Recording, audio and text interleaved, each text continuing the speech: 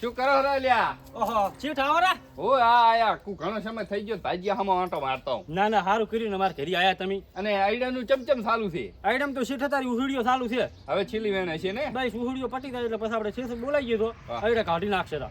એવું એમ? ઉવે અને કેટલા થાય એમ છે આમ આશરે? આઈડા તો 40 પસા બોરી તો પછી પાકા થઈ જવાના મારા આઈડા.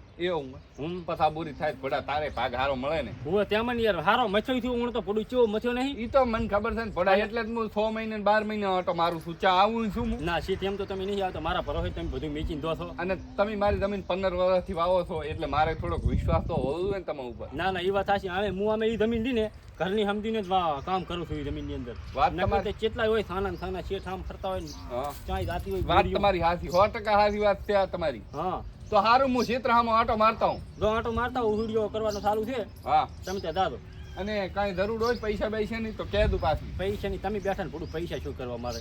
એટલે તમે તો ભડું પૈસા એ ગતિ લેતા નહીં. પણ મારે કામ છે ને એટલે છોકરાને વિવાહ કરવાના છે એટલે હોય તો હારું હું આંટો મારતા હું. સારું જો તમે તાર મારે રાહુલ રાખવું છે ને કીધું હાથે હું કરી નાખું. હારું તો હું એકલો આંટો મારી આવું ને કે આપણે બે ધોત. ના ના તમે જો તમે તાર હારું લ્યો હો. સારું